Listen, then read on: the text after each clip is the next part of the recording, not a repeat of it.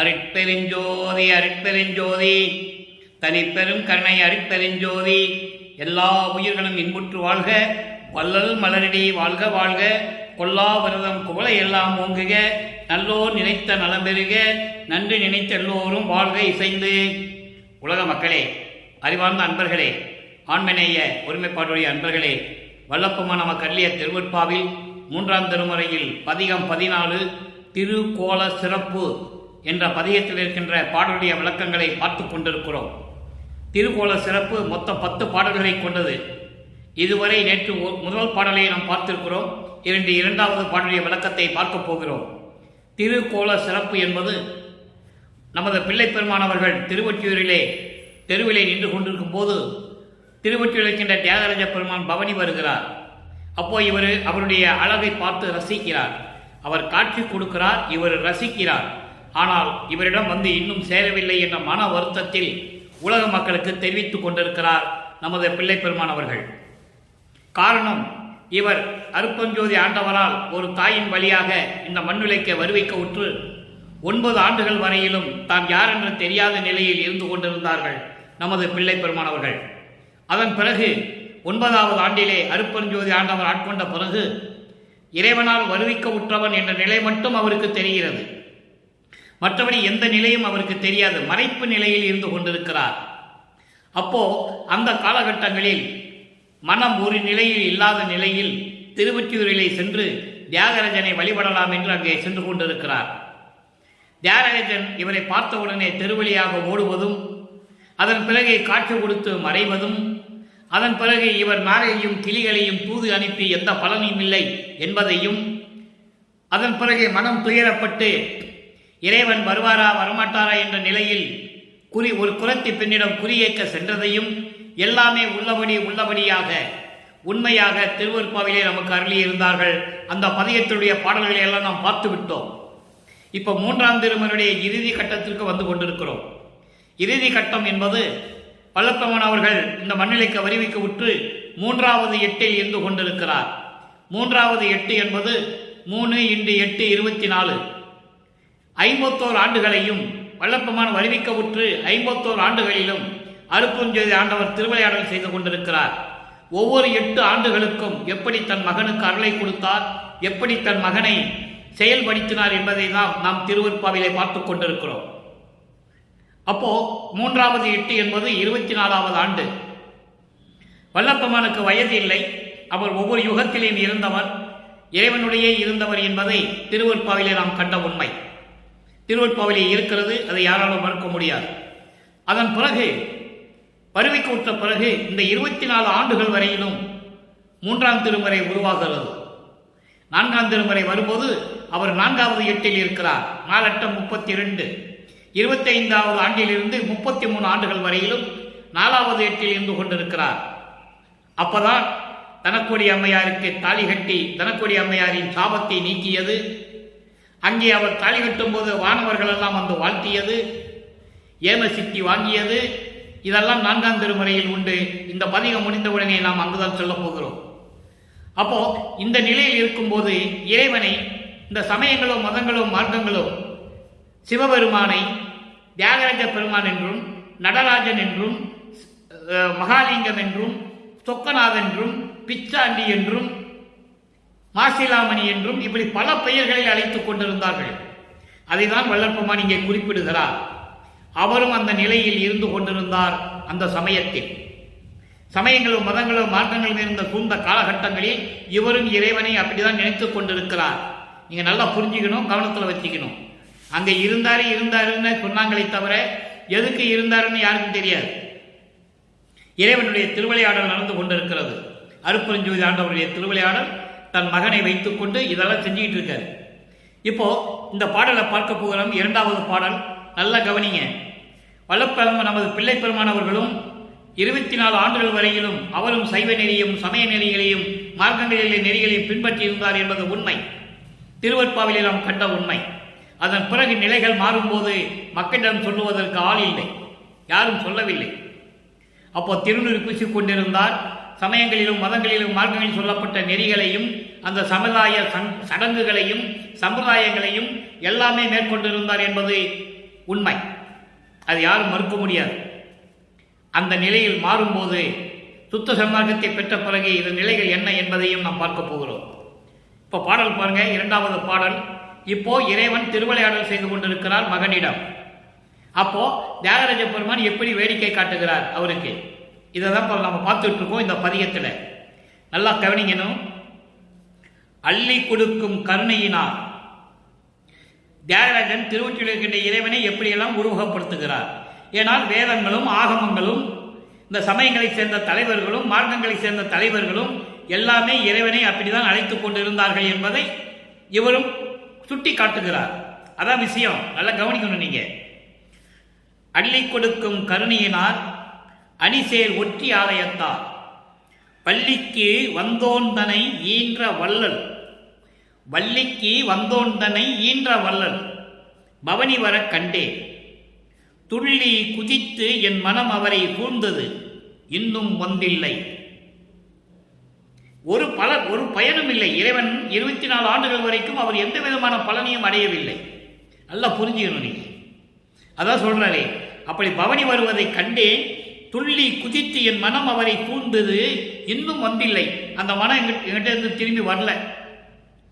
எல்லிக்கு அணியா எல்லிக்கு எனியா அவர் அழகை என்னென்று உரைப்பது ஏந்தில்லையே. ஏந்தில்லையே என்பது தெரியவில்லையே என்று பொருள். இப்போ அந்த பாடலில் வருகின்ற வரிகளுக்கு பதவுரை பார்க்க போகிறோம். இப்போ பாடலை சொல்லிட்டோம், இன்னொரு முறை படிக்கிற கேளுங்க. அள்ளி கொடுக்கும் கருணையினார் அணிசேர் ஒற்றி ஆலயத்தார் வள்ளிக்கு வந்தோன் தன்னை ஈன்ற வள்ளல் பவனி வர கண்டே, துள்ளி குதித்து என் மனம் அவரை கூர்ந்தது இன்னும் வந்தில்லை. எல்லிக்கு அணியா அவர் அழகை என்னவென்று உரைப்பது ஏந்திலையே. இது பாடம். இப்ப பதவுரை பாருங்க. அள்ளி கொடுக்கும் கருணையினார், கருணை உள்ளம் கொண்ட இறைவன் அருளை அள்ளி அள்ளி கொடுப்பார். அப்படி கருணை உடைய இறைவன் அணிசேர் ஒற்றி நாயகனார் ஆலயத்தார் அழகாகவும் சிறப்போடும் புகழோடும் விளங்கிக் கொண்டிருக்கின்ற திருவொற்றியூரிலே இருக்கின்ற இறைவன். வள்ளிக்கு வந்தோன் தன்னை ஈன்ற வள்ளல். வள்ளிக்கு வந்தோன் தன்னை யாரு? வள்ளியின் கணவன் முருகன். முருகனை ஈன்ற இறைவன் என்று சொல்கிறார். முருகனை தனது நெற்றிக்கண்ணியிலிருந்தே வரவழைத்தவர் சிவபெருமான் என்பதை இங்கே கூறுகிறார். இனி புராணங்களும் அதைதான் கூறுகின்றன. சமயங்களும் மதங்களும் மார்க்கங்களும் அதைதான் கூறிக்கொண்டிருக்கின்றன. அந்த உண்மையை வல்லப்பவான் அவர்களும் இங்கே கூறுகிறார். காரணம், அப்போ அந்த நிலையில் அவர் இருந்து கொண்டிருக்கிறார். அவருக்கு சுத்த சன்மார்க்கம் தெரியாது. சுத்த சன்மார்க்கத்தை தெரியாத நிலையில், இறைவன் அருட்பெருஞ்சோதி ஆண்டவர்தான் என்ற தெரியாத நிலையில் சமய தலைவர்களை இறைவன் என்று நினைத்துக் கொண்டு ஒற்றியூர் இறைவன் என்று சொல்லிக் கொண்டிருக்கிறார். நல்லா கவனிக்கணும் நீங்க. அதே நேரத்தில் பிரபஞ்சத்தின் உண்மையையும் சொல்லுகிறார். வள்ளியினுடைய கணவன் முருகனை என்ற இறைவன் என்று சொல்லுகிறார். அவர் பவனி வர கண்டே. அவர் பவனி வருகிறார், அதை நான் பார்த்தேன். நான் பார்த்து கொண்டிருக்கும் போதே எனது மனம் துள்ளி குதித்து அங்கே சென்று விட்டது. அப்படி என்றால் மெய்மறந்து இருந்தேன் என்று சொல்லுகிறார். மனம் குதித்து சென்று விட்டது, துள்ளி குதித்து அங்கே சென்று விட்டது. அப்ப என்ன அர்த்தம்? மெய்மறந்து நின்று கொண்டிருந்தேன் என்று பொருள். நின்று கொண்டிருந்தேன், இன்னும் வந்ததில்லை, போன எனது மனம் திரும்பி வரவில்லை. அப்படி என்றால் நான் இன்னும் மயக்கத்தில் இருந்து மீளவில்லை. அவர் அழகை பார்த்து ரசித்துக் கொண்டிருந்தேன். அதான் திருக்கோல சிறப்பு. இறைவனுடைய கோலத்தை பார்த்து, அந்த அழகை பார்த்து, அந்த சிறப்பை பார்த்து உலக மக்களுக்கு தெரிவித்துக் கொண்டிருக்கிறார். தன்னை தலைவியாகவும் இறைவனை தலைவனாகவும், தன்னை காதலியாகவும் இறைவனை தலைவனாகவும் வர்ணனை செய்து உலக மக்களுக்கு சொல்லிக் கொண்டிருக்கிறார். ஏனென்றால் ஒரு காதலி காதலனுடைய நிலையை சொல்லும் பொழுது பெண்ணாக உருவகப்படுத்தியதினால்தான் அதனுடைய இனிமை புரியும். அந்த அன்பை சொல்ல முடியும், அந்த ஏக்கத்தை சொல்ல முடியும். ஒரு பெண்ணால் ஒரு ஆணுடைய இன்பத்தை அனுபவிக்க முடியாமல் இருக்கும்போது அதை பெண்ணால் தான் சொல்ல முடியும்.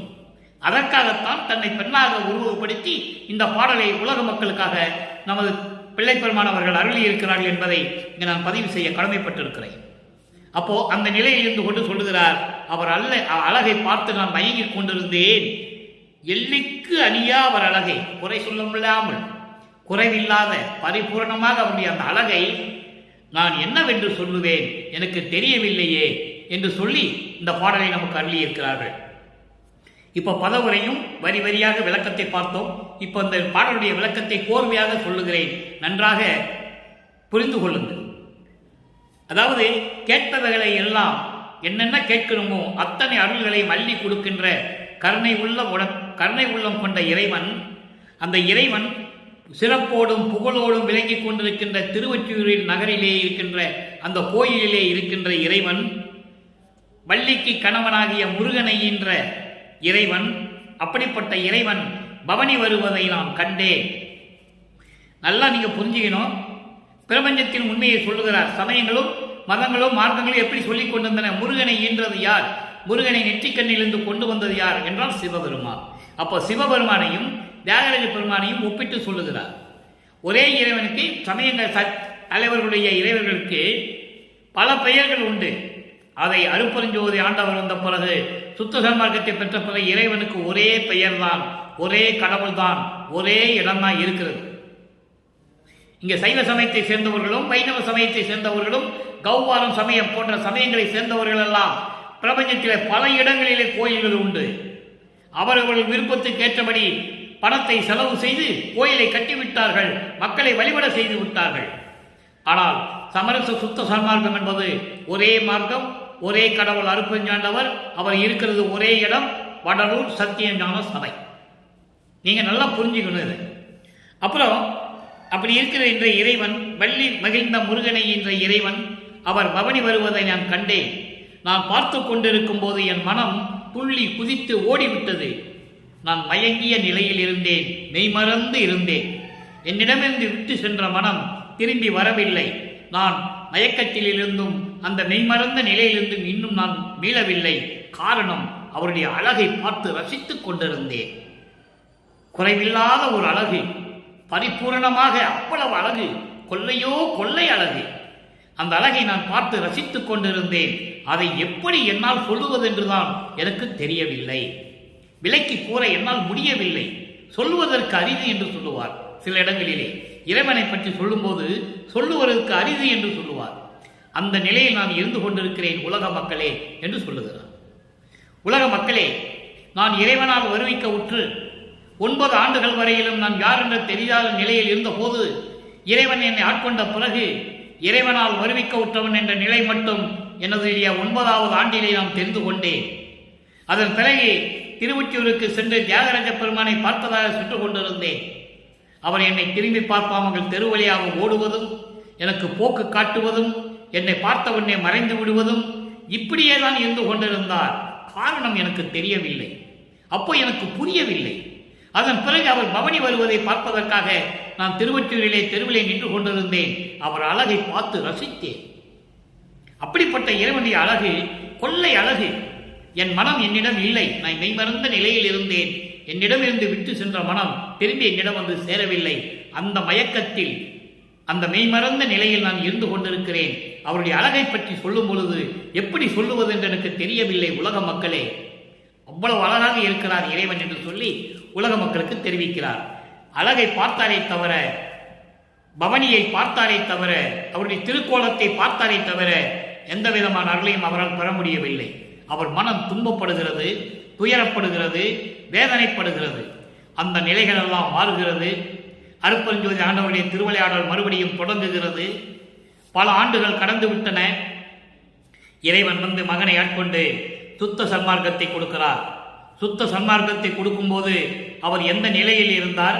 நமது பிள்ளை பெருமான் அவர்கள் எப்படி இறைவனை, எங்கே இருக்கின்ற இறைவன் என்று சொல்லுகிறார், இறைவனுடைய அருளை எப்படி சொல்லுகிறார், இறைவனிடம் எப்படி அருளை பெற்றுக்கொண்டார் என்று சொல்லுகிறார், இறுதியாக எப்படி இவர் இறைவனாகிவிட்டார் என்று சொல்லுகிறார் என்பதை படிப்படியாக பார்க்க போகிறோம்.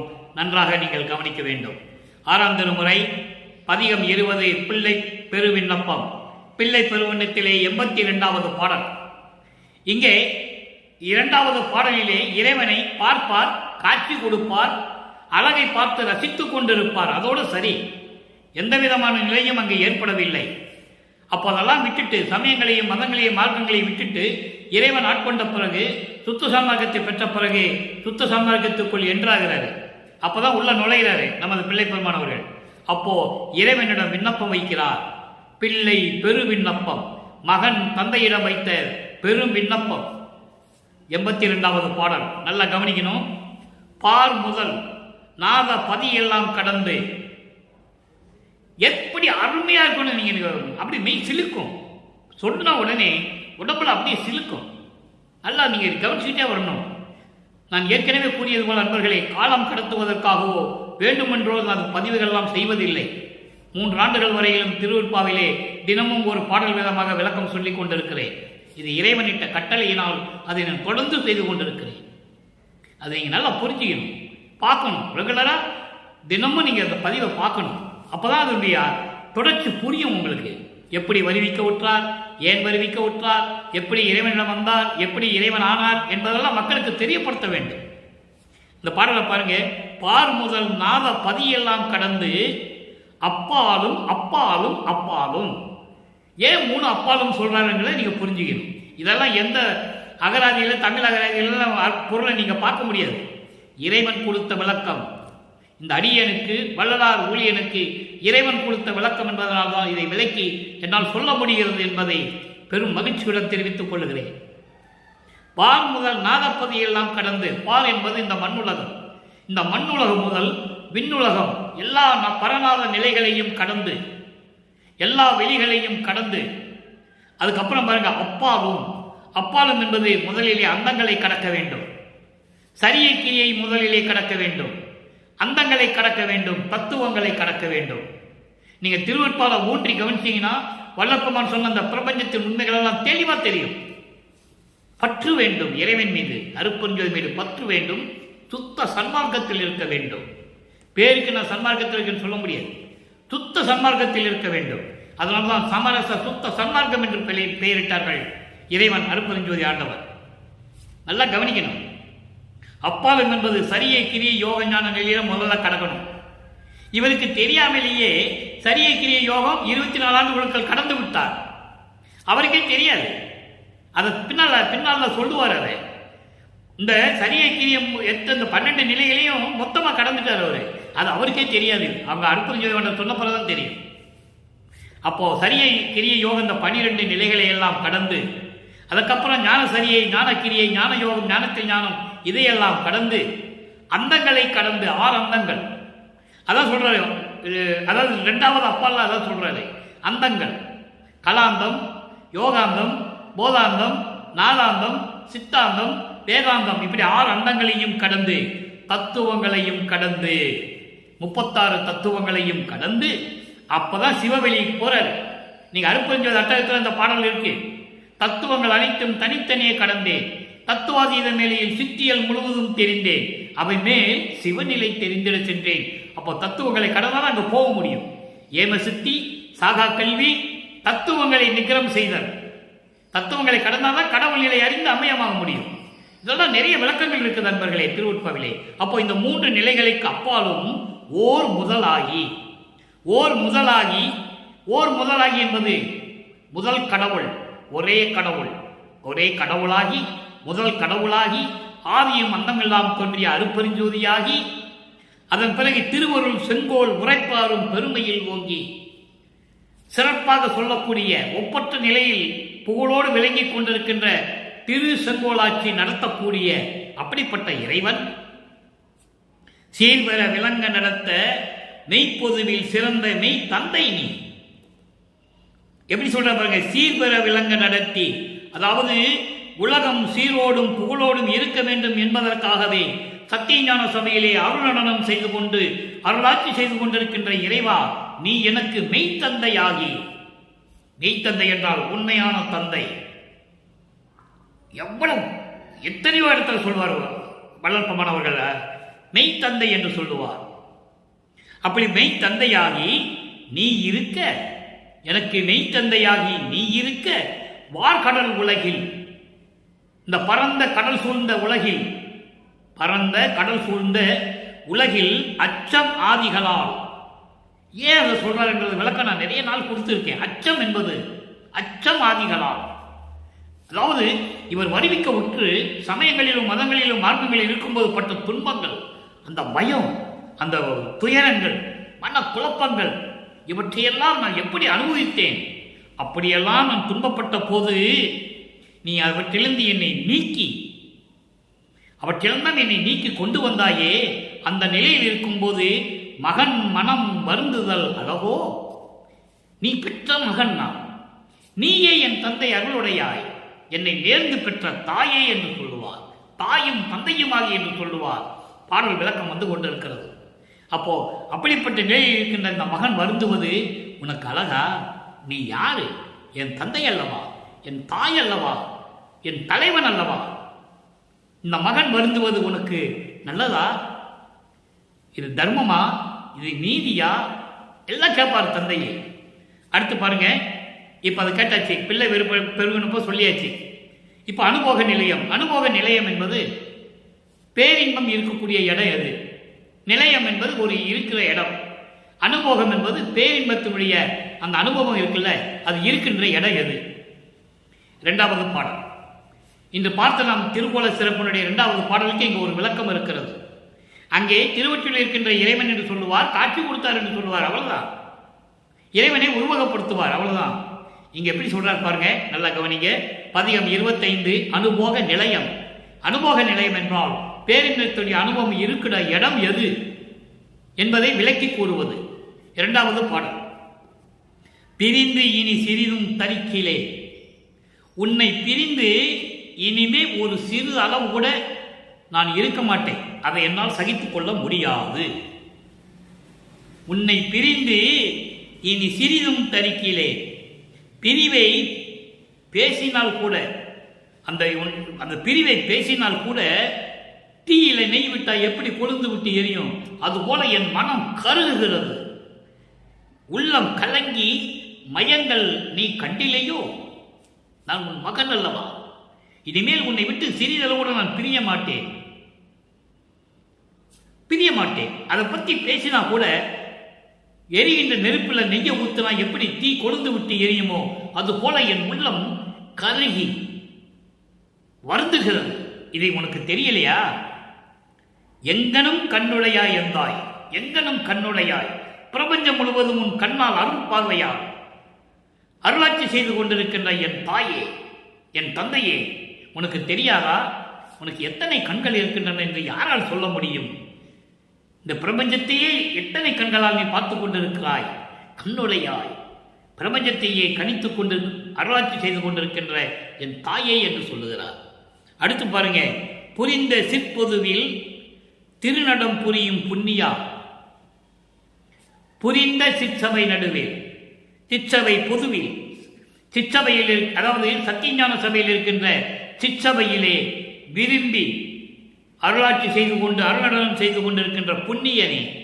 புண்ணியன் என்றால் சமரச சுத்த சன்மார்க்கத்தை சேர்ந்த தலைவனே, அவன்தான் புண்ணியன். பிரபஞ்சத்திலே புண்ணியன் யாரு? சுத்த சன்மார்க்கத்தை இருக்கின்றவர்கள் தான் புண்ணியர்கள். இதை யாராலும் மறுக்க முடியாது. திருவெட்பாவை கண்ட உண்மை தெளிவாக இறைவன் அருளி இருக்கிறார். அப்போ அப்படிப்பட்ட புண்ணியா, என் உயிர் துணைவா, கலந்திடாது உருதற்கு இது தகு தருணம், கலந்தருள் கலந்தருள் எனையே.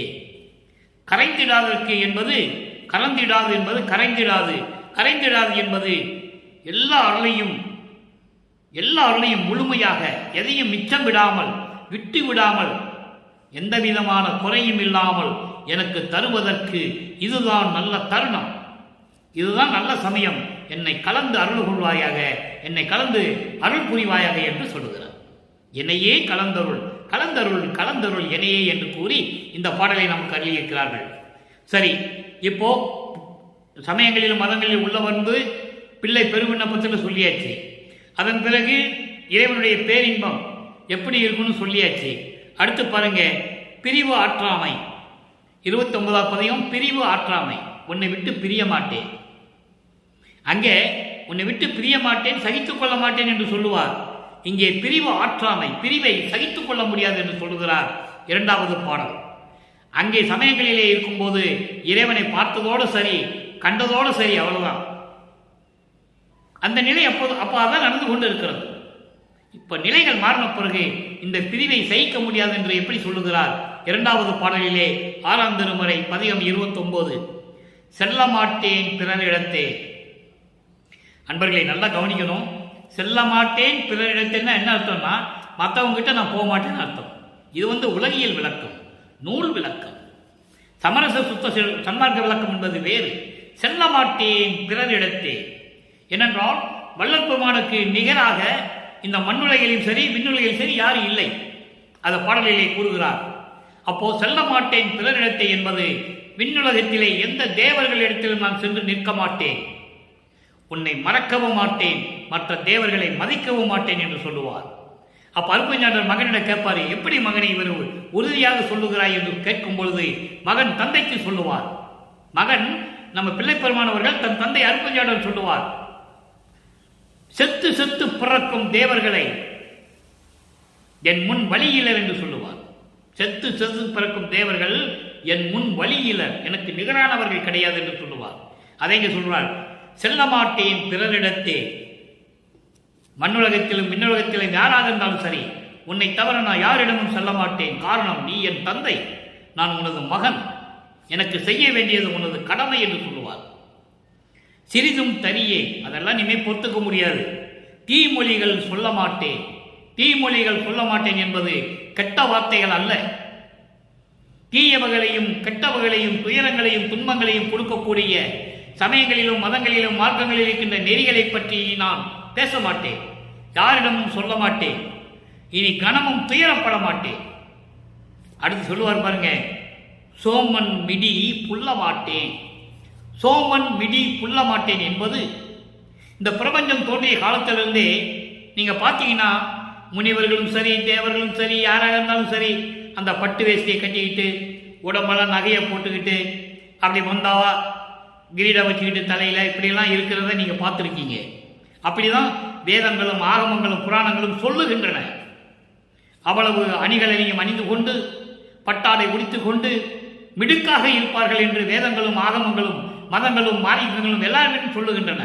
ஆனால் இவர் என்ன சொல்றாரு, சோமன் மிடி புல்ல மாட்டேன், விலை உயர்ந்த பட்டாடுகளை நான் அணிய மாட்டேன், விலை உயர்ந்த அணிகலன்களை நான் தங்கத்தாலும் வைரங்களாலும் வைரங்களாலும் போடப்பட்ட விண்ணுலகத்தில் இருக்கின்றவர்கள் இருக்கின்ற வாழ்க்கையை நான் விரும்ப மாட்டேன். அணிகலன்களை அணிய மாட்டேன், ஆபரணங்களை அணிய மாட்டேன், பட்டு வேஷ்டிகள் உயர்ந்த ஆடைகளை நான் அணிய மாட்டேன். விரிப்பிலேன் மாலையன் பதவி, வேண்டி கொள் என விரும்பினும் கொல்லேன் என்று சொல்லுவார். அந்த உலக வாழ்க்கையை எனக்கு தேவையில்லை, பிரம்மன் வாழ்க்கை வேண்டிலேன், திருமால் வாழ்க்கை வேண்டிலேன், நம் ருத்திரன் வாழ்க்கை வேண்டிலேன் எல்லாம் சொல்லுவார். பாட்டில் இருக்க ஆதாரங்கள் இருக்கு. அதான் சொல்றாரு, சோமன் மிடி புல்ல மாட்டேன். எவ்வளவு அற்புதம் பாருங்க. அதனால்தான் வெள்ளையாடை அணிந்து முக்காடு போட்டு கையை கட்டி கொண்டிருக்கிறார் வல்லப்பமானவர்கள். இறைவன் இப்படியும் இருக்கலாம் என்று உலக மக்களுக்கு தெரியப்படுத்தியவர் வள்ளல் பெருமாள். அதை நீங்க மனசுல வச்சுக்கணும். இறைவன் இப்படி இருந்தும் மக்களை காக்க முடியும். தலையில கிரீடம் வச்சுக்கிட்டு கையில் ஆயுதம் வச்சுக்கிட்டு உடம்பெல்லாம் அணிகலன் போட்டுக்கிட்டு இருந்தால் மட்டும் இறைவன் இல்லை. அது கற்பனையில் இதயங்களும் புராணங்களும் இதிகாசங்களும் சொன்னது. தெளிவாக சொல்லுகிறார். இங்கே பேசக்கூடிய கருத்துக்கள் விளக்கங்கள் அத்தனையுமே இறைவனால் அருளப்பட்டவை என்பதை இங்கே நான் பதிவு செய்ய கடமைப்பட்டிருக்கிறேன். ஒரு வார்த்தைகளையும் சொந்த வார்த்தை கிடையாது. இறைவன் சொன்னது உலக மக்களுக்கு சொல்லிக்கிட்டு இருக்கேன். அடுத்து, இனி கணமும் தீர மாட்டேன், சோமன் பிடி புல்ல மாட்டேன். அடுத்து சொல்றார் பாருங்க, பொய் ஒழுக்கம் பொருந்த மாட்டேன். பொய் ஒழுக்கம், பொய் ஒழுக்கம். அதனால்தான் சுத்த சமாஜத்தில் கொண்டு வந்தாரு. இந்திரிய ஒழுக்கம், கரண ஒழுக்கம், ஜீவ ஒழுக்கம், ஆன்ம ஒழுக்கம் கொண்டு வந்தார். இருக்குல்ல. ஆனா பொய் ஒழுக்கம் என்பது மதங்களிலும் மார்க்கங்களிலும் சமயங்களில் சொல்லப்பட்ட ஒழுக்கங்கள்லாம் பொய்யானது என்று சொல்லுகிறார். பொறித்த மதம் சமயம் எல்லாம் பொய், பொய்யே, அவற்றில் புகுதாதீர் என்று சொல்லுகிறார். ஞானசரியிலே சொல்லுகிறார். சாதி மதமும் சமயமும் பொய்யென ஆதியில் உணர்த்தி அருப்பெருஞ்சோதி என்று சொல்லுவார். அருப்பெருஞ்சோதிக்கு இதெல்லாம் இல்லை. சிவபெருமானுக்கு உண்டு, நடராஜனுக்கு உண்டு, சொக்கநாதனுக்கு உண்டு, யாருக்கு வேணா உண்டு. ஆனால் அருப்பெருஞ்சாண்டவர் கிடையாது. அதை நீங்க புரிஞ்சுக்கணும். அப்போ பொய் ஒழுக்கம் பொருத்த மாட்டேன், பிற உயிரை கொல்ல மாட்டேன். புராணங்களிலும் காவியங்களிலும் எத்தனை பதத்தலைவர்கள், கிருஷ்ணனாக இருக்கட்டும், திருமாலாக இருக்கட்டும், பிரம்மனாக இருக்கட்டும், இந்திரனாக இருக்கட்டும், யாராக கூட இருக்கட்டும், எத்தனை உயிர்களை கொன்றிருக்கிறார்கள். அதே போல பிறர் உயிரை நான் கொல்ல மாட்டேன். எல்லாத்துக்கும் ஒரு தீர்வு உண்டு. ஒரு உயிரை கொன்றுதான் தீர்வு காண வேண்டும் என்ற அவசியம் இல்லை. அதெல்லாம் வல்லப்பெருமான் வலியுறுத்தி கூறுகிறார். பிறர் உயிரை நான் கொல்ல மாட்டேன். அதோடு மட்டுமல்ல, உன்னை அல்லால் குறிக்க மாட்டேன் கனவிலுமே. உன்னை தவிர கனவுல கூட வேற எதையும் நினைக்க மாட்டேன். எப்படி சொல்றாரு பாருங்க, உன்னை தவிர கனவில் கூட வேற எதையும் நினைக்க மாட்டேன், யாரை பற்றி சொல்ல மாட்டேன், போய் பேச மாட்டேன், சமயங்களையும் மதங்களையும் பற்றி நான் சொல்ல மாட்டேன். எப்படியெல்லாம் சொல்றாரு பாருங்க. அதுதான் தவம். சுத்த சன்மார்க்கத்தினுடைய தவத்தை இங்கு குறிப்பிடுகிறார். நோவாத நோன்பு இதுதான். இறைவனை எனி டைமும், அதாவது எந்த நேரமும் நினைத்துக் கொண்டிருக்க வேண்டும். அதுதான் சுத்த சன்மார்க்கத்தின் தவம், சுத்த சன்மார்க்கத்தின் யோகம் என்பது பொருள். அதனால்தான் ஞானத்தில் யோகம் என்று சொன்னார் நமது இறைவன் வல்லற்பமான் அவர்கள். சரி, இதெல்லாம் பார்த்தாச்சு. அருள்ஜோதியுடைய நிலை என்ன? அருள்ஜோதி நிலை என்பது அருட்பெருஞ்சோதி ஆண்டவருடைய நிலை என்ன? உலக மக்களுக்கு சொல்லணும். அங்கே 2ஆம் திருமுறையிலே 3ஆம் திருமுறையில் இன்னைக்கு நான் பார்த்த பாடல்ல திருவற்றில் இருக்கின்றவன் எப்படியெல்லாம் சொல்றாரு, எப்படி சொல்றாரு? அள்ளி கொடுக்கும் கரையினால் அணிசேர் ஒற்றியில் இருக்கின்றவர், வள்ளிக்கு கடவுளான முருகனை ஈன்றவர், திருவற்றில் இருக்கின்ற இறைவன், அப்படியெல்லாம் சொல்லுவார்ல. ஆனால் சுத்த சன்மார்க்கத்தை பெற்ற பிறகு இறைவன் யார் என்று தெரிந்த பிறகு அருட்பெருஞ்சோதி ஆண்டவருடைய நிலை என்ன? 2வது பாடல் 6ஆம் திருமுறை 46வது பதிகம் சொல்றார் பாருங்க. தாயாகி தந்தையுமாய் தாங்குகின்ற தெய்வம், தாயாகி தந்தையுமாய் தாங்குகின்ற தெய்வம். அவர்தான் தாயும் தந்தையும், தன்மை கீரில்லா தனித்தலைமை தெய்வம். அவருக்கு இணையர் யாருமே இல்லை. எனக்கு தாயாகவும் தந்தையாகவும் விளங்கிக் கொண்டிருக்கின்ற இறைவன் அருட்பெருஞ்சோதி. நீயே என் தந்தை அருளுடையா, என்னை நேர்ந்து பெற்ற தாயே என்று சொல்லுவார். இன்னொரு இடத்திலே சொல்லுவார், என்னையும் இரக்கம் தன்னையும் ஒன்றாக இருக்க இசைவித்து மன்னி வருவித்த கருணை வள்ளல் நீ என்று சொல்லுவார். அவ்வளவு அற்புதமா இருக்கும் பாடல்கள் எல்லாம். தாயாகி தந்தையுமாய் தாங்குகின்ற தெய்வம், தன்னை நிகரில்லா தனித்தலைமை தெய்வம், தனக்கு நிகர யாருமே இல்லாத நிலையில் இருந்து கொண்டிருக்கின்ற தெய்வம், நல்லாருக்கு நல்ல தெய்வம், நல்லவர்களுக்கு, சமரச சுத்த சன்மார்க்கத்தை சேர்ந்த அன்பர்களுக்கு, கொலையும் புலையும் தவிர்த்தவர்களுக்கு, அவங்க சமயத்தில் இருந்தாலும் கூட கொலையும் புலையும் தவிர்த்திருந்தாலும் கூட இறைவனுடைய அருளை பெற முடியும். அதை இங்கே சொல்றாரு, நல்லார்கள் என்று சொல்லுகிறார். சமயத்திலும் மார்க்கத்திலும் மதங்களிலும் இருக்கின்றவர்கள் கொலையும் புலையும் தவிர்த்து சைவ நெறியில் இருக்கின்றார்கள் அல்லவா, அவர்களுக்கும் இறைவனுடைய அருள் உண்டு என்பதை இங்கே தெரிவிக்கிறார். ஆனால் கொலையும் புலையும் கண்டிப்பா தவிர்த்து இருக்கணும், சைவ நிலையில் இருக்க வேண்டும். நடுவான தெய்வம், மற்றவர்களுக்கும் சமரசமாக இருக்கக்கூடிய தெய்வம், நற்சபையில் ஆடுகின்ற நடராஜ தெய்வம். நற்சபை என்பது சத்திய ஞான சபை. ஏன் சபையை நற்சபைன்னு சொல்றாரு? நல்லா புரிஞ்சுக்கணும். நீங்க சுத்த சன்மார்க்கத்தை சேர்ந்த சத்தியஞான சபையிலே ஆடுகின்ற, அருளாட்சி செய்து கொண்டிருக்கின்ற அன்பர்களுக்கு அருளை கொடுக்கக்கூடிய நடராஜ தெய்வம். நீங்க நடராஜன் சொன்ன உடனே சிதம்பரத்துக்கு போயிடக்கூடாது. உடனே போயிடுவாங்க சிதம்பரத்துக்கு. சிதம்பரம் நடராஜன் சொல்லுவாங்க. இல்லை, இது தனி பதி நடராஜ பதி, தனி நடராஜ பதி என்று சொல்லுவார். இந்த நடராஜன் வேறு. நடனங்களுக்கெல்லாம் நடராஜன் இவர் தான். யாரு? அருட்பெருஞ்சோதி. அவங்க சமய தலைவர்களை சேர்ந்தவர்கள். நடராஜன், சிவபெருமான், சொக்கநாதன், அவங்கெல்லாம் ஒரு குரூப். அது வேற குரூப், இது வேற தனி நடராஜ பதி. அதான் இங்கே நடராஜ பதியே சொல்வார், நடராஜ தெய்வம். அடுத்து பாருங்க, கல்லாருக்கும் கற்றவருக்கும் களிப்பு அருளும் தெய்வம், சந்தோஷத்தை கொடுக்கக்கூடிய தெய்வம். எதுக்கு? அதாவது கல்லார்கள், கல்லார் சுத்த சன்மார்க்கத்தை தெரியாதவர்கள். சுத்த சன்மார்க்கத்தை தெரியாதவர்கள் இருந்தாலும் கூட கொலையும் புலையும் தவிர்த்திருக்க வேண்டும். அவர்களுக்கு கூட இறைவனுடைய அருள் கிடைக்கும் என்று சொல்லுகிறார். கொலை புலை தான் முதன்மையானது. நீங்க எந்த சமயத்திலும் மார்க்கங்களில் சமயங்களில் இருந்தால் கூட, சைவ நெறியில் இருந்தால் கூட இறைவனர்களை பெற முடியும் என்று சொல்லுகிறார். கல்லாருக்கும் கற்றவருக்கும், இங்கே கற்றவர் என்பது சுத்த சன்மார்க்க நெறிகளை தெரிந்து கொண்டவர்கள், சாகா கல்வியை பற்றி தெரிந்து கொண்டவர்கள். இவர்களுக்கெல்லாம் பூரணமான அருள் கிடைக்கும் என்பதை சொல்லுகிறார். களிப்பு அருளும் தெய்வம், மகிழ்வோடு அருளை கொடுக்கக்கூடிய தெய்வம். அடுத்து பாருங்க, காரணமாம் தெய்வம். காரணம் காரியம் ரெண்டு உண்டு. இதுக்கு நான் ஏற்கனவே விளக்கம் நமது பதிவிலே நான் கொடுத்திருக்கிறேன்.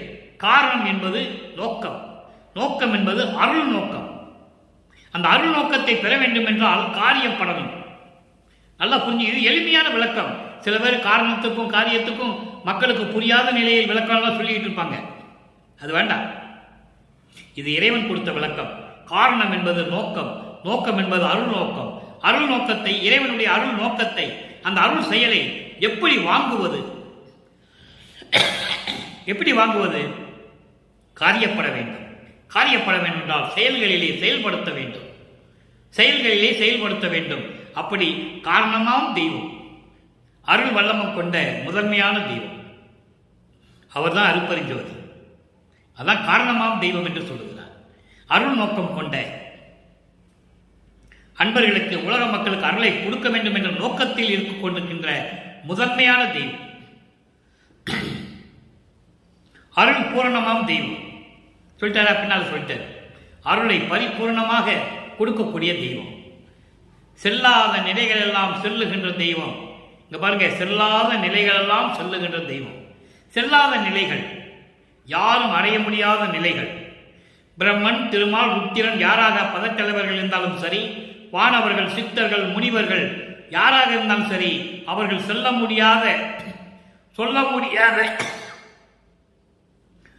முடியாத விளக்கங்களை எல்லாம் உலக மக்களுக்கு சொல்லுகின்ற தெய்வம்.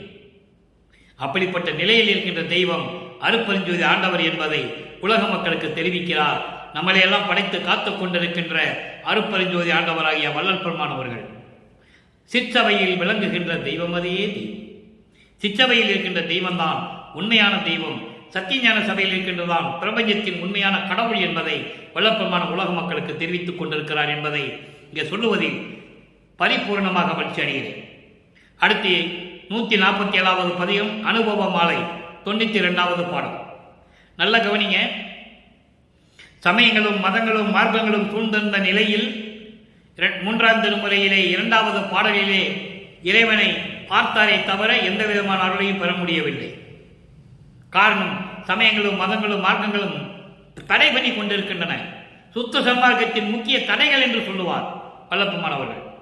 எல்லாமுடைய அற்புதஞ்சோதி அற்புத கடவுளே, இது தொடங்கி எக்காலத்தும் சுத்த சன்மார்க்கத்தின் முக்கிய தடைகளாகிய சமயங்கள், மதங்கள், மார்க்கங்கள் என்பவற்றின் ஆசார சங்கற்ப விகற்பங்களும், ஆசிரமம், உலகாசிரமம் என்ற போன்ற உலகச்சார சமாச்சாரங்களும் எங்கள் மனதில் பற்றாமனம் அருள் செய்ய வேண்டும் என்று சொல்வார்.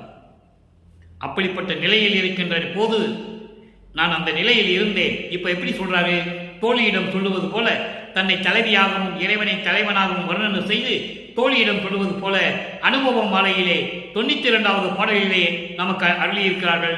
நல்ல கவனிங்க. அற்புதமான பாடல், சுத்த சன்மார்க்கத்தினுடைய விளக்கமான பாடல். சாதி சமயங்களிலே வீதி பல வகுத்த, சாதி சமயங்களிலே வீதி பல வகுத்த என்பது இந்த சாதிகளும் சமயங்களும் எப்படி நெறிகளை வகுத்து கொடுத்தன மக்களுக்கு. எத்தனையோ நெறிகள், அந்த நெறிகளிலே முரண்பாடுகள் இருக்கின்றன. ஒவ்வொரு சாதிக்கும் ஒரு முரண்பாடு, ஒவ்வொரு சாதிக்கும் வழிபாடுகளிலே முரண்பாடு, செயல்பாடுகளிலே முரண்பாடு. அதேபோல சமயங்களிலும் ஒவ்வொரு சமயத்துக்கும் முரண்பாடு, வேறுபாடுகள், வழிபாடுகளிலே வேறுபாடுகள், ஆலயங்களை அமைப்பதிலே முரண்பாடுகள். இப்படியெல்லாம் பல நெறிகளையும் நடைமுறைகளையும் கட்டுப்பாடுகளையும் பலவும் வகுத்த சாத்திர குப்பைகள் எல்லாம், குப்பைன்னு சொல்றேன். இதை விட என்ன சொல்லணும்? இந்த பிரபஞ்சத்தை படைத்த இறைவனே சொல்லுகிறார். குப்பைகள், சாத்திர குப்பைகள், சடங்குகள், சடங்குகள், இந்த சடங்குகள்லாம் குப்பைகள் சொல்ற. இந்த குப்பைகள் எல்லாம் பாத்திரம் அன்று, அதெல்லாம் ஒரு பொருட்டாவே கிடையாது. நீங்க எடுத்துக்காதீங்க. இது கதாபாத்திரமே கிடையாது. பாத்திரம் என்பது கதாபாத்திரம், கதாபாத்திரம் என்பது முக்கியமானது அல்ல என்று சொல்லுகிறார். பாத்திரம் அன்று, எனவே இதெல்லாம் பாத்திரங்கள் இல்லை, பாத்திரங்கள் இல்லை என்பது இதெல்லாம் முக்கியம் இல்லை, இதெல்லாம் கதாபாத்திரங்கள் கிடையாது, இதெல்லாம் உண்மையானது கிடையாது என்று ஆதியில் என் உள்ளத்திலிருந்தே அறிவித்தபடியே. இந்த பிரபஞ்சம் தோன்றிய காலத்திலிருந்து இறைவன் ஆதியிலிருந்து எனக்கு இப்படி சொன்னான்னு சொன்னது யாருமே இல்லை, வல்லப்பெருமான் ஒருவர் தான். நல்லா புரிஞ்சுக்கணும். நீங்க எல்லாமே தோன்றினார்கள். கோடான கோடி பேர் அறிஞர்கள், முன்னோடுகள், சமய புற தலைவர்கள் எல்லாம் தோன்றினார்கள். மனிதனாக பிறந்து நிலையை உணர்ந்த பிறகு யோகம் பண்ணியோ தவம் பண்ணியோ இறைவன் ஆட்கொண்டு அருளை கொண்டு பெற்ற பிறகுதான் அவர்களுக்கு தெரியும். ஆனால் வல்லப்பெருமான் அப்படி இல்லை. இங்க சொல்ற பாருங்க, ஆதியிலே என் உள்ளத்திலிருந்து அறிவித்தபடியே. இதெல்லாம் உண்மையானது இல்லை என்று சொல்லி பிரபஞ்சம் தோன்றிய காலத்திலிருந்தே என் உள்ளத்தில் அறிந்தபடியே. ஏன்னா அவர் அப்ப அங்க இருக்காரு, அவரோட பாட்டில் இருக்கு. ஒவ்வொரு யுகத்திலையும் எந்தெந்த யுகத்தில் எப்படி இருந்தேன்னு சொல்றாரு, எப்படியெல்லாம் இருந்தேன்னு சொல்றாரு. யாரும் மறுக்க முடியாது, திருவருட்பாடு இருக்கு. ஆனா மக்களிடம் யாரும் சொல்லலை, வெளியே எடுத்து சொல்லலை. வல்லப்பமானா முக்காடு போட்ட சாமியார் சோறு போட சொன்னாரு அப்படின்னு தான் பொதுப்படையா பேசினாங்க பொதுப்படையா பேசினாங்க. ஆனா அவர் அப்படி அல்ல, ஆதியில் இருந்தே என் உள்ளத்தில் அறிவித்தபடியே.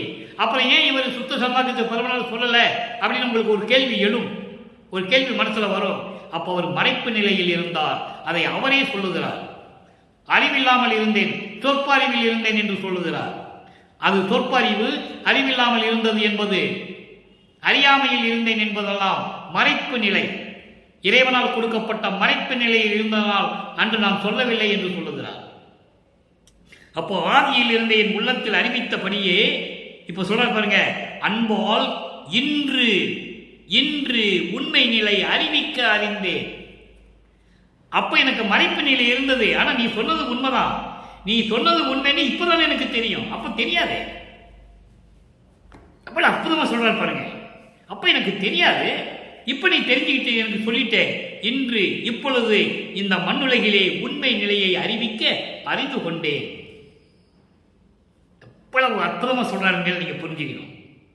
அப்போ ஓதி உணர்ந்தோர் புகழும் சமரச சன்மார்க்கம் உற்றேன். படித்து சமரச சுத்த சன்மார்க்கத்தை படித்து உணர்ந்தவர்கள் போற்றக்கூடிய, படித்து உணர்ந்தவர்கள் போற்றக்கூடிய, கற்றவர்கள் போற்றக்கூடிய சமரச சன்மார்க்கம் உற்றேன், பெற்றுக்கொண்டேன். சிச்சவை காண பெற்றேன். சமரச சுத்த சன்மார்க்கத்தை பெற்ற பிறகுதானே சிச்சவைக்கு உள்ள போறாரு, சத்தியஞானத்துக்குள்ள. அங்க சத்தியஞானத்துக்கு போகும்போது தானே பிரம்மன் திருமாலெல்லாம் முதல் படியில் கூட ஏற முடியாம கீழே நின்றுவிட்டு இருக்காங்க. இவர் மட்டும் தான் உள்ள போறாரு. பாட்டில் சொல்றாரு, அற்புதமான நிகழ்வுகள்லாம் இருக்கு திருவருட்பாவில், யாரும் சொல்லலை வெளியே, அவ்வளவுதான். இவர் சத்தியஞானத்தை கட்டிட்டு உள்ள போறாரு, எல்லாமே நிற்கிறாங்க கீழே, கீழ்படியில முதல் படியில் கூட காலை வைக்க முடியல அவங்களால. அனுபவ மாலையில் சொல்றாரு. அதெல்லாம் நம்ம விளக்கத்தை பார்த்துட்டோம். ஏற்கனவே 100 பாடல்களுக்கு நான் முதல்லையே நான் விளக்கம் கொடுத்துருக்கிறேன். அதுக்கு பிறகு ஒவ்வொரு பாடலுக்கு தகுந்தபடி கூட விளக்கம் கொடுத்துருக்கிறேன். நீங்க பதிவை பார்த்தா புரிஞ்சுவீங்க. அப்போ அந்த நிலையில் இருக்கின்ற சிற்றகை காணப்பெற்றேன். மெய்ப்பொருளாம் சோதி நடத்தரசை என்றன் உயிருக்கு உயிராம் பதியை சுத்த சிவ நிறைவை உள்ளே பெற்று மகிழ்ந்தேனே. எப்படி சொல்றா பாருங்க, நான் சத்தியஞான சபைக்குள்ள போறேன், சுத்த சங்கமம் பெற்று விட்டேன், சிற்றவையை காண பெற்றேன். மெய்ப்பொருளாம் இயற்கை உண்மை கடவுளாகிய அருட்பெருஞ்சோதியை, என் உயிருக்கு உயிரான கடவுளை, சுத்த சிவ நிறைவை, சுத்த சன்மார்க்க தலைவனை, பரிபூர்ணமான தலைவனை உள்ளே பெற்று மகிழ்ந்தேனே. என் உள்ளத்திலே கலந்து கொண்டு நான் மகிழ்ந்து கொண்டிருக்கிறேன் என்று சொல்லி உலக மக்களுக்கு தெரிவிக்கிறார். எப்படி சொல்றான் பாருங்க, இவ்வளவு அற்புதமான நிகழ்வுகளாம் திருவருட்பாடு இருக்கிறது. இறைவனாகிவிட்டார் வளர்ப்பமான் என்பதை யாருமே சொல்லவில்லை. அறைக்குள்ள போனாரு, கதவை சாத்தினாரு, மறைஞ்சிட்டார். சொன்ன வார்த்தையை தான் நீங்க நல்லா சிந்திச்சு பாருங்க. கடவுளோட இணைஞ்சிட்டாரு, இறைவனாகிட்டாரு, அவர் தான் நம்மளை படைச்சிட்டு இருக்கான்னு யாராவது இது வரைக்கும் சொல்லியிருந்தா நீங்க தயவு செஞ்சு எனக்கு தெரிவிப்படுத்துங்க, நான் ஒத்துக்கிறேன். உள்ள கதவு திறந்து போனாரு. 30/1/1874 இரவு 12 மணிக்கு உள்ள போகும்போது சொன்னாரு, நீங்க கதவை சாத்திக்காங்க, கொஞ்ச நாளைக்கு நான் வெளியே இருக்க போறேன் அப்படின்னு சொல்லி உள்ள போய் மறைஞ்சிட்டார். அதோட முடிச்சுக்கிட்டாங்க சப்ஜெக்ட். அவர் என்ன சொல்றாரு, அங்க இருந்துகிட்டு தான் பிரபஞ்சத்தை இயக்கிறேன்னு சொல்றாரு. சித்தி விளாகத்தில் இருந்துகிட்டு தான் நான் பிரபஞ்சத்தை இயக்கி கொண்டிருக்கிறேன்னு சொல்றாரு. ஆதாரங்கள் திருவருட்பாவில் நிறைய உண்டு, பல இடங்களிலே உண்டு. ஆக அப்படிப்பட்ட இறைவனை நாம் பெற்றிருக்கிறோம். நல்லா புரிஞ்சுக்கணும். நீங்க ஓதி உணர்ந்தோர் புகழும் சமரச சன்மார்க்கம் உற்றே. அற்புதமான இடம். சன்மார்க்கத்தை பெற்ற பிறகுதான் இவருக்கு இந்த நிலை வந்தது என்பதை உலக மக்களுக்கு ஏன் தெரிவிக்கிறார் என்றால், உலக மக்களும் சன்மார்க்கத்துக்கு வர வேண்டும். நான் ஏற்கனவே ஒப்பந்தம் ஏற்பட்டபடிதான் வந்திருக்கிறேன். அங்க பெரிய கான்ஃபரன்ஸே நடந்தது. 1ஆம் திருமுறையில் சொல்லுவாரு. அந்த பதியெல்லாம் இனிமேல் நம்ம பார்க்க போறோம். இந்த பதியத்தை முடிச்சோடனே நம்ம அங்கதான் போக போறோம். அங்க என்ன கான்ஃபரன்ஸ் நடந்தது, என்ன ஒப்பந்தம் நடந்தது விண்ணுலகத்தில் திருவருட்பாவில் இருக்கு. அதெல்லாம் நம்ம இனிமேல் தெரியப்படுத்த போறோம். ஏற்கனவே பிரபஞ்சத்தில் மறைக்கப்பட்ட உண்மைகள் என்ற தலைப்பில் நான் ஏற்கனவே பதிவு பண்ணியிருக்கேன்.